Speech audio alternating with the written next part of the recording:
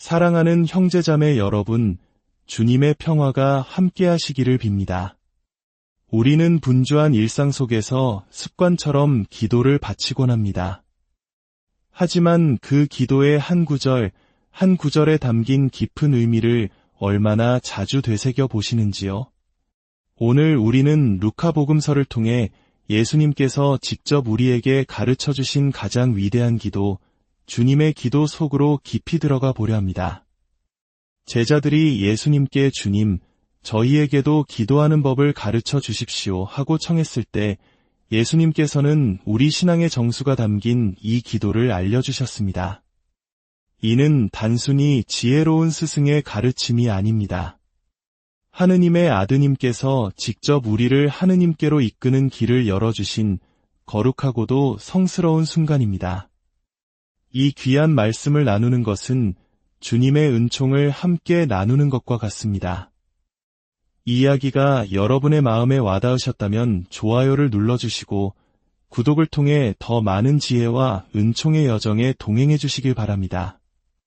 여러분의 삶에 늘 하느님의 평화가 가득하기를 기도하며 이제 함께 그 거룩한 여정을 시작하겠습니다. 주님의 기도는 이렇게 시작합니다. 너희는 기도할 때 이렇게 하여라.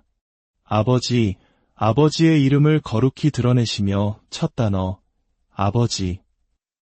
우리는 이 기도를 너무나 자주 바쳐왔기에 이 첫 단어의 무게와 깊이를 무심코 지나칠 때가 많습니다. 잠시 멈추어 아버지라는 이 부름에 집중해 봅시다. 물론 하느님은 전능하신 분이시며 만물의 첫 원인이시고 온 우주를 다스리시는 주권자이십니다. 이 모든 것은 진리입니다. 하지만 예수님께서는 기도를 시작할 때 그 어떤 위대하고 장엄한 칭호가 아닌 가장 친밀하고 다정한 호칭인 아버지로 시작하라고 가르치십니다. 우리 한국 문화에서 아버지라는 단어가 주는 무게감은 특별합니다. 때로는 엄격하고 때로는 무뚝뚝하지만 그 안에 깊은 사랑과 희생, 그리고 든든한 신뢰가 담겨 있음을 우리는 알고 있습니다. 예수님께서 가르쳐 주신 아버지는 바로 그 친밀함과 사랑, 그리고 절대적인 신뢰를 바탕으로 한 관계를 의미합니다. 온 우주를 창조하신 분께 마치 어린아이가 아버지를 부르듯 다정하게 나아갈 수 있도록 허락하신 것입니다. 다음에 주님의 기도를 바칠 때 이 첫 단어 아버지에서 잠시 멈춰 그 깊은 사랑과 친밀함을 온전히 느껴보시길 바랍니다. 하지만 그리스도인으로서 우리는 여기서 한 걸음 더 나아가야 합니다. 아버지라는 부름에는 더욱 심오한 차원이 열립니다. 예수님은 유일무이한 의미에서 성부의 아드님이십니다. 영원으로부터 성삼위의 삶 안에서 그분은 아들이셨습니다. 그런 그분이 지금 무엇을 하고 계신가요? 바로 우리를 초대하고 계십니다. 본래 하느님을 아버지라 부를 자격이 있는 유일한 분은 아드님이신 예수 그리스도뿐입니다. 그런데 그분께서 우리를 당신과 성부의 관계 안으로 초대하시어 그 관계에 참여하게 하십니다.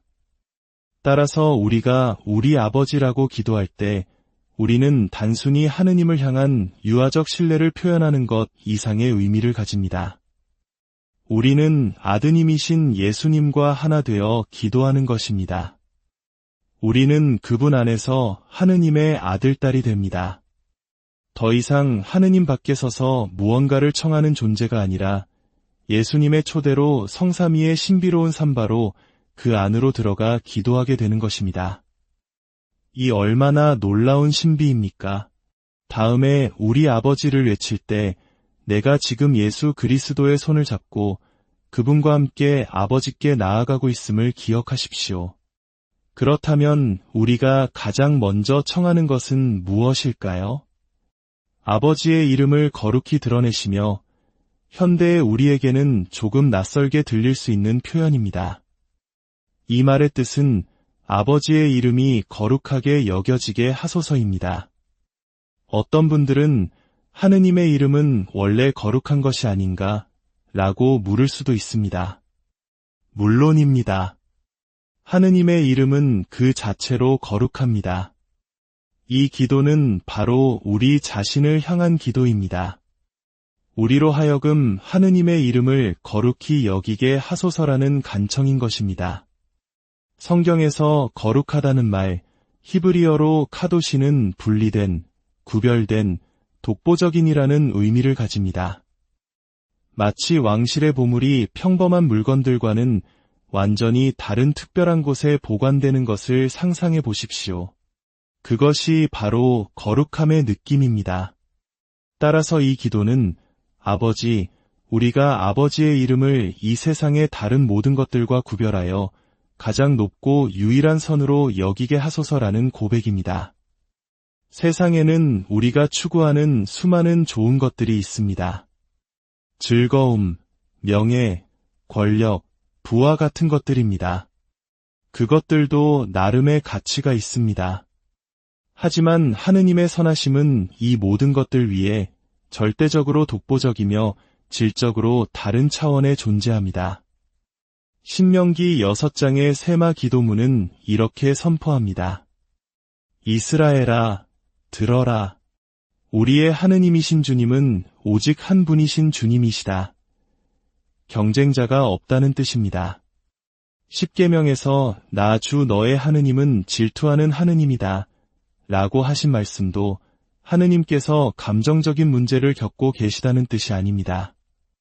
그분은 카도시, 즉 다른 어떤 것과도 비교될 수 없는 유일하고 거룩한 분이시라는 선언입니다. 기도의 이 첫걸음은 영적 삶의 방향을 결정합니다. 만약 우리가 이 첫 단추를 잘못 끼운다면, 즉 하느님을 여러 좋은 것들 중 하나, 혹은 내 삶의 우선순위 목록에서 네 번째쯤으로 여긴다면, 우리의 모든 영적 삶은 중심을 잃고 비틀거리게 될 것입니다. 아버지의 이름을 거룩히 드러내시며 이 기도는 하느님을 우리 삶의 절대적인 중심, 최고의 선으로 모시는 가장 중요하고 근본적인 영적 결단입니다. 이어서 우리는 이렇게 기도합니다. 아버지의 나라가 오시며 아버지의 뜻이 하늘에서와 같이 땅에서도 이루어지게 하소서. 어떤 면에서 이 구절은 그리스도인의 영적 생활 전체를 요약한다고 할 수 있습니다. 예수님께서 이 기도의 핵심에 이 간청을 두신 이유가 바로 여기에 있습니다. 예수님의 모든 설교는 하느님 나라라는 주제를 향해 있었습니다. 갈릴레아 언덕에서 공생활을 시작하실 때 그분의 입에서 나온 첫 말씀이 바로 하느님의 나라가 가까이 왔다 였습니다.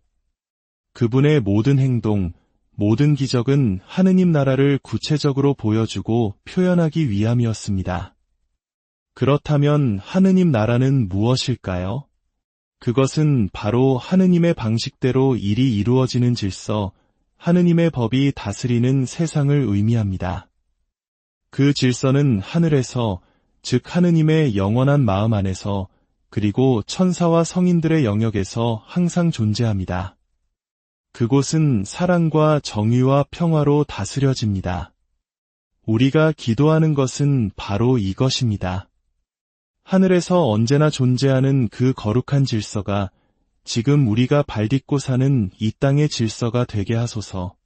아버지의 나라가 이 땅에 오게 하시고 아버지의 뜻이 저 하늘에서처럼 바로 이곳에서 이루어지게 하소서. 우리는 하늘과 땅의 일치를 위해 기도하는 것입니다.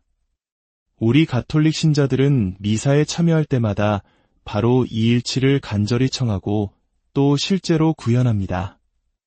우리가 거룩하시도다를 노래하며 저희의 목소리도 천사들의 목소리와 하나 되어라고 기도할 때 우리는 하늘에서 울려 퍼지는 천사들의 노래에 동참하는 것입니다.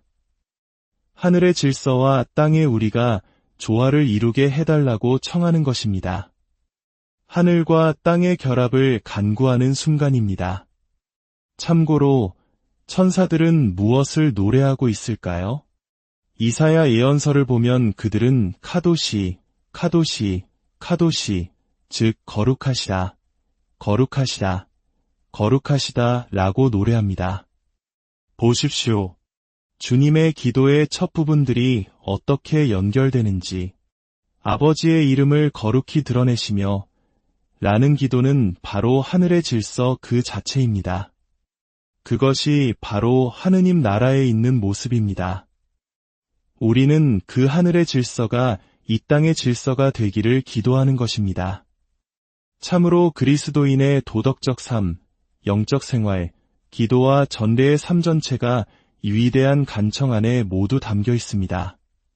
그리고 이어지는 구절은 참으로 신비롭고 아름답습니다.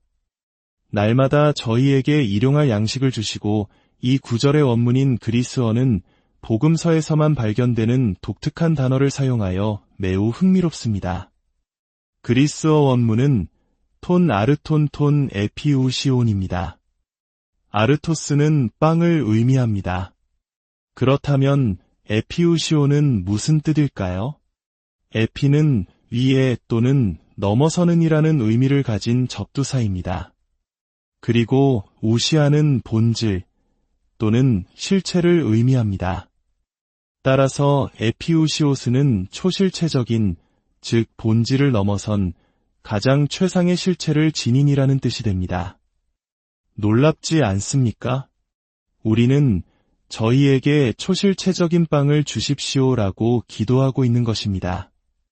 성 예로니모가 이 그리스어 성경을 라틴어 불가타 성경으로 번역할 때 그는 이 부분을 파넴 수페르 substantialem, 즉 우리의 초실체적인 빵이라고 정확하게 번역했습니다. 그렇다면 우리가 청하는 빵은 과연 무엇일까요? 이것은 단순히 우리의 육신을 살리는 빵만을 의미하는 것이 아닙니다. 그것이 핵심입니다. 날마다 저희에게 이 초실체적인 빵을 주십시오. 우리 가톨릭 신자들은 이 말씀이 무엇을 의미하는지 잘 알고 있습니다. 우리는 미사 때 봉헌된 빵이 단순한 빵이 아니라 그리스도의 몸으로 실체 변화된다고 고백합니다. 평범한 빵도 그리스도의 상징도 아닙니다. 바로 초실체적인 빵, 우리 영혼을 살리는 생명의 양식인 성체입니다. 이것이 바로 우리가 주님의 기도 안에서 청하는 것입니다. 주님, 날마다 저희 육신을 살리는 빵뿐만 아니라 저희 영혼을 살리는 생명의 빵, 성체를 저희에게 주소서. 다음에 주님의 기도를 바치며 이 구절에 이를 때 이 깊은 의미를 꼭 기억해 주십시오. 그리고 물론 우리는 이렇게 기도합니다. 저희에게 잘못한 모든 일을 저희도 용서하오니 저희의 죄를 용서하시고 예수님께서는 우리를 가르치시고 영감을 주시는 등 여러 이유로 이 땅에 오셨지만 그분이 오신 가장 주된 이유는 바로 우리 죄의 용서를 이루기 위함이었습니다. 풀턴 신 대주교님은 그에 져서 그리스도의 생애에서 이 점을 강력하게 설명합니다. 예수님께서 공생활 초기에 악마에게 받으신 유혹들은 모두 죄의 용서라는 핵심 사명에서 벗어나 다른 목적을 가진 메시아가 되라는 유혹이었습니다. 사람들을 먹이는 빵의 메시아, 놀라운 기적을 행하는 기적의 메시아가 되라는 유혹을 예수님께서는 모두 물리치셨습니다. 그분은 죄의 용서를 위해 죽으러 오셨기 때문입니다. 따라서 이 기도는 예수님에 관한 위대한 진리로 우리의 마음을 향하게 합니다. 그분은 우리 죄를 용서하러 오셨고 우리는 그 용서의 힘 안으로 이끌어 주시길 간청합니다. 그리고 저희도 용서하오니 라는 조건이 붙습니다. 우리가 용서받은 죄인이기에 우리에게 상처를 준 이들을 용서하는 것입니다. 단지 우리가 착한 사람이기 때문이 아니라 우리가 먼저 그토록 크신 사랑으로 용서받았기에 그 넘치는 은총이 우리를 해친 이들을 향한 용서로 흘러가는 것입니다. 마지막으로 루카 복음에만 나오는 독특한 구절로 마무리하겠습니다. 저희를 유혹에 빠지지 않게 하소서. 많은 번역본에서는 시험으로 번역되지만 더 깊은 의미는 마지막 시련에 가깝습니다. 이는 구약 성경 여러 곳에서 발견되는 매우 성서적인 개념입니다. 메시아가 오시기 직전에 큰 환난과 시련의 시간이 있을 것이라는 기대가 있었습니다. 끔찍한 일이 일어나고 메시아가 오시기 전에 사람들의 믿음이 시험받을 것이라는 예언입니다. 예수님께서는 바로 이 개념을 사용하여 우리가 메시아의 오심을 준비하면서 치열한 영적 싸움이 있음을 인식하도록 하십니다. 여러분, 이것이 영적 생활의 기본입니다. 영적 생활은 단순히 우리가 좋은 마음으로 이웃에게 친절하게 대하는 것, 그 이상입니다. 물론 그것도 중요합니다. 하지만 영적 생활의 본질은 투쟁입니다. 바오로 사도가 말했듯이 그것은 권세와 권력들과 맞서는 전쟁입니다. 우리는 눈에 보이지 않는 힘들과 맞서고 있으며 그들은 우리가 그리스도와 더 깊은 친교를 이루는 것을 결코 기뻐하지 않습니다. 기도의 마지막에서 우리가 청하는 것은 바로 힘과 용기입니다. 우리가 그리스도와 하나 되는 것을 원치 않는 영적인 세력들에 맞서 싸울 수 있는 힘과 용기를 청하는 것입니다. 저는 이 기도가 담고 있는 영적인 진지함과 비장함이 참으로 마음에 듭니다. 이제 성경을 펼쳐 루카복음의 이 부분을 천천히 그리고 깊은 영적인 주의를 기울여 다시 한번 읽어보십시오. 그리고 다음 미사 때 혹은 아침 저녁으로 주님의 기도를 바칠 때 오늘 우리가 함께 나눈 위대한 여정의 발걸음들을 기억하십시오. 아버지라는 친밀한 부름으로 시작하여 그분의 이름을 거룩히 드러내고 그분의 나라가 이 땅에 임하기를 기도하며 우리 영혼을 위한 초실체적인 양식을 청하고 용서의 은총 속에서 서로를 용서하며 마지막으로 영적 싸움에서의 승리를 위한 힘을 간구하는 이 여정 말입니다. 주님의 기도를 바칠 때마다 오늘 나눈 이 깊은 의미를 기억하며 하느님과 더 깊이 만나시길 바랍니다. 주님의 은총과 평화가 여러분 모두와 함께하기를 빕니다.